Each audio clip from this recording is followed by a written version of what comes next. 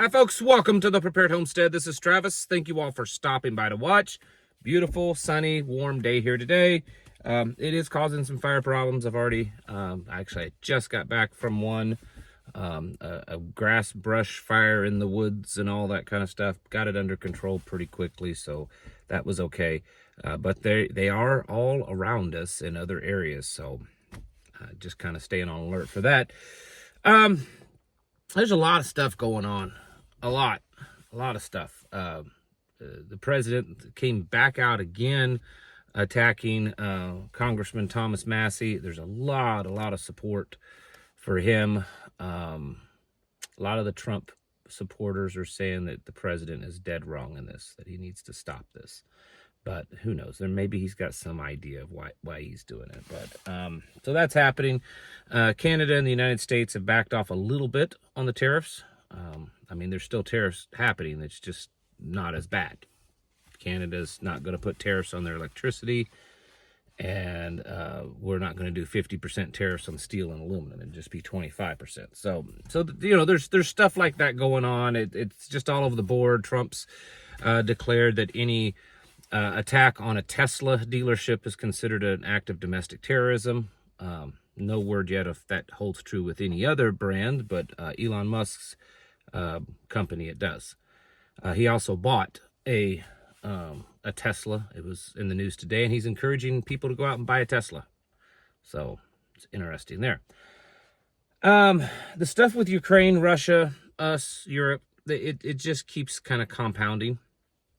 And there's so many different tentacles to this. It's all over the board, and I would think for someone to really fully know what's going on, or at least have a good grasp of what's going on and be able to keep up with it, you just about have to sit and do it full time.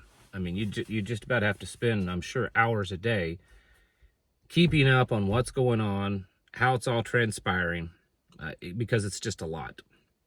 And I know that the eventual plan is to end the war in Ukraine.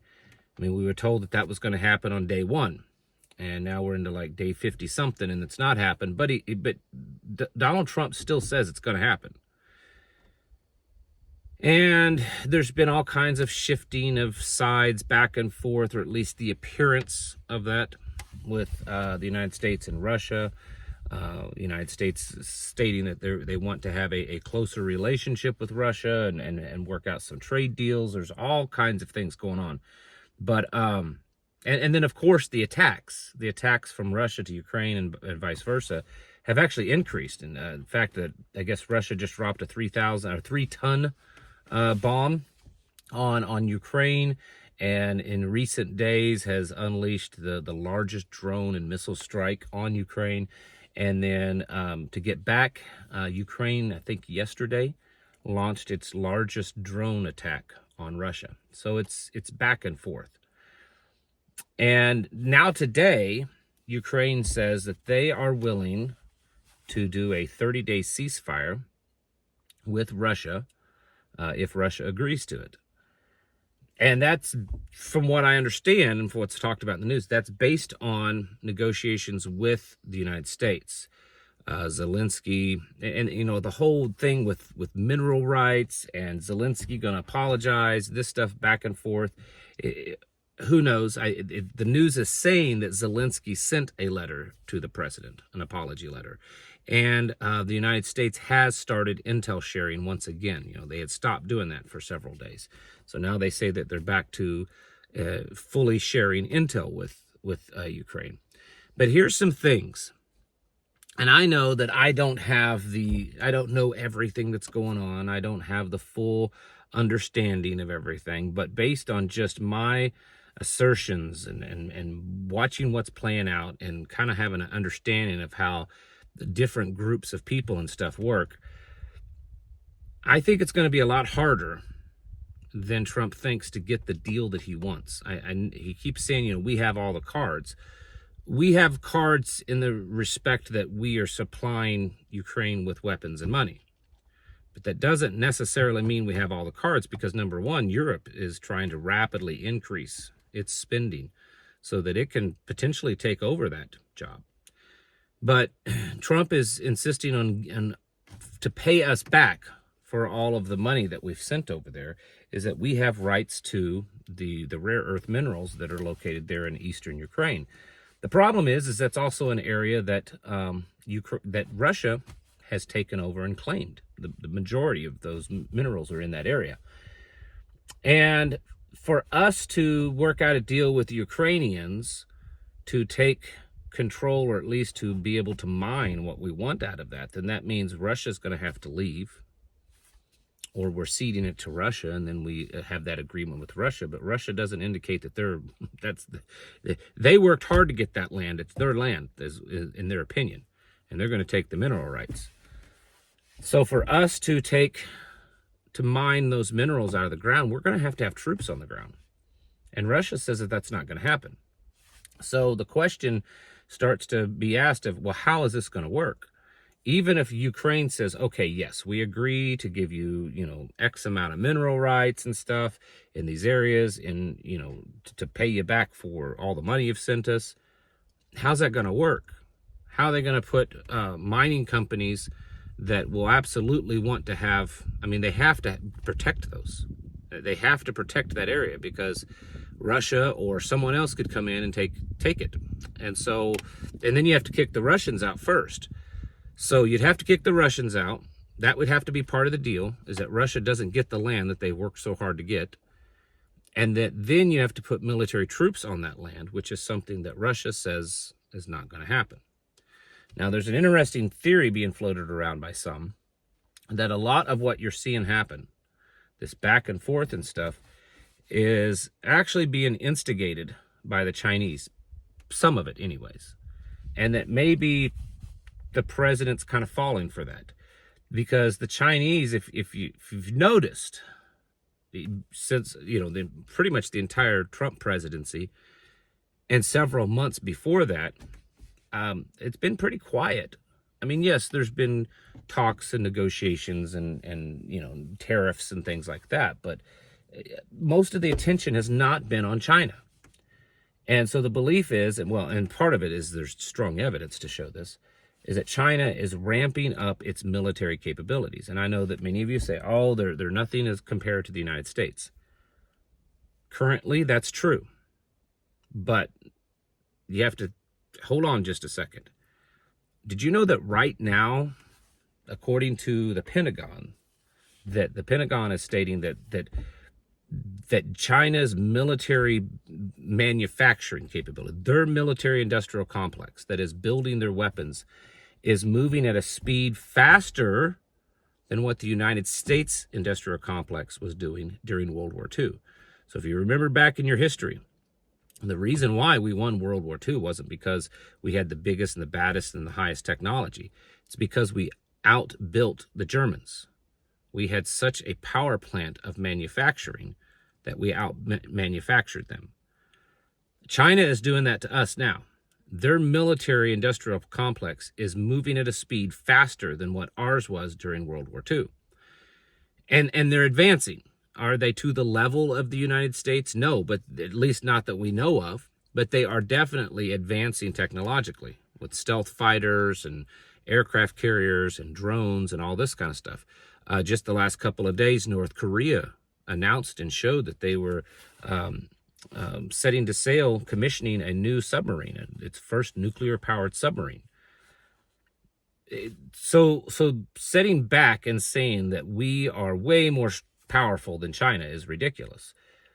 They are picking up speed, and their capabilities in a lot of ways are far greater than ours. And I think it's very archaic for us to just sit back and say, oh, yeah, we're way bigger and stronger. That may have been absolutely true 10 years ago, 20 years ago, but that's changing now. They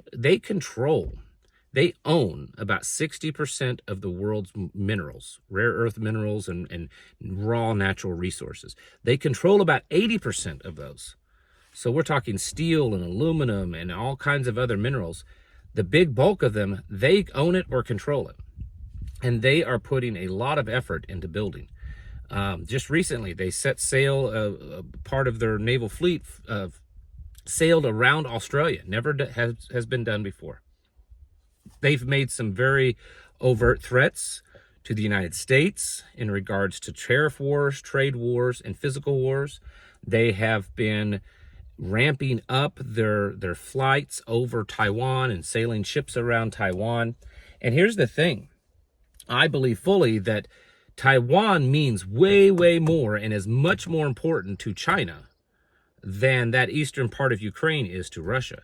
So the question is China kind of stepping back and playing both sides or playing all sides to get everyone's attention off of them so that they can build up? Because that is what looks like's happening. And, you know, it was said the other day, I don't remember who it was. Someone I saw, I think it was someone in the Pentagon, someone said that, or maybe it was the president, I think it may have been Donald Trump, said something to the effect that, you know, China, Russia, and Iran's combined military isn't what ours is. And I don't think that's true.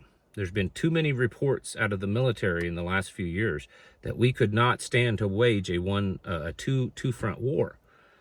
And that would be a three-front war. And I know that things are changing in the military because of Donald Trump being president, but they're not changing fast enough.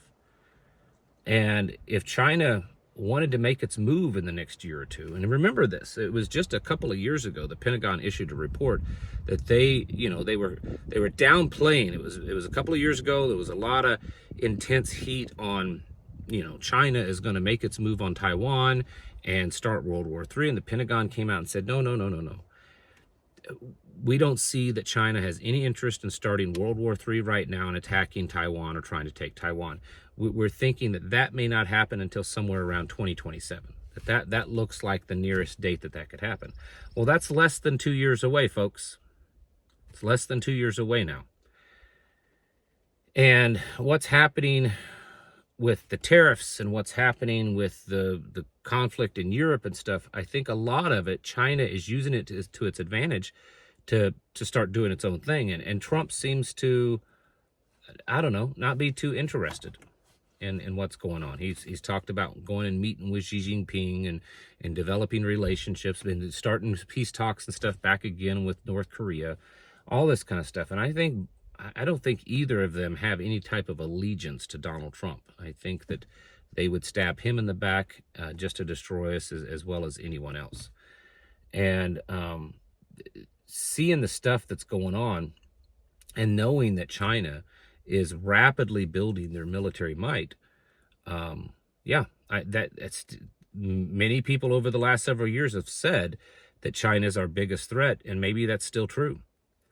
As far as like tariffs and stuff, honestly, I don't think it will affect China like it will us. You have to understand, I get what is being said. That's Donald Trump's plan to bring manufacturing back to the United States and all that.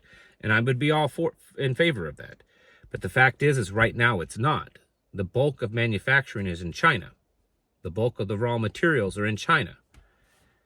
And they are doing big business in India and all over Asia, all over African continent, all over South America. Maybe not as big a business with the United States, but they figure even if they lost a good chunk of business in the United States, they're doing really well in other countries. And I think that their economy and their ability to out-manufacture us right now, even if it's cheap, it's still out-manufacturing us. I think it will hurt us more than them at this point if this continues to go and there isn't a side that gives. And I know that many of you, and I'm not picking on you because I fall into the same category. According to the YouTube algorithm and the analytics and stuff, the majority of you watching are my age or older. And so we fall into a generation that we would rather have higher quality materials that are made in America. I would rather buy once than to buy 10 different times, right? The younger generation's not that way. The younger generation has spent their whole life Chinese goods, and they look upon the Asian continent and China and Japan and Taiwan and all these other countries as good things. You know, their games and their cartoons and all of the stuff actually glorifies that. And so they don't see them at all as an enemy, and they are okay with buying Chinese stuff because the vast majority of the stuff that they like, the technology and all this stuff, it's all made in China anyways. So the younger generation, it doesn't care as much about having much higher quality, more expensive stuff made in America. Some do, but most don't. They're content with what they're getting from China. And so there is a growing population in the United States that I don't think really cares that much about it. They just rather have what they're getting. And so I'm afraid that this is a losing battle economically and militarily for the United States. And I think China's using this as an advantage. It's just my analysis. I could be completely wrong, but I think that that's what's going on. And they are not going to let go of Taiwan. I don't think Trump has any or enough of any cards to negotiate that deal. They're not going to take Taiwan or let Taiwan go. They're going to keep it. And it's going to get worse. And so the big red dragon is building in the east while everyone else is squabbling over stuff that's probably not nearly as important, which is why we need to be getting ready. And if the trade wars increase with China, you can sit there all day long and say you're fine with not having Chinese goods.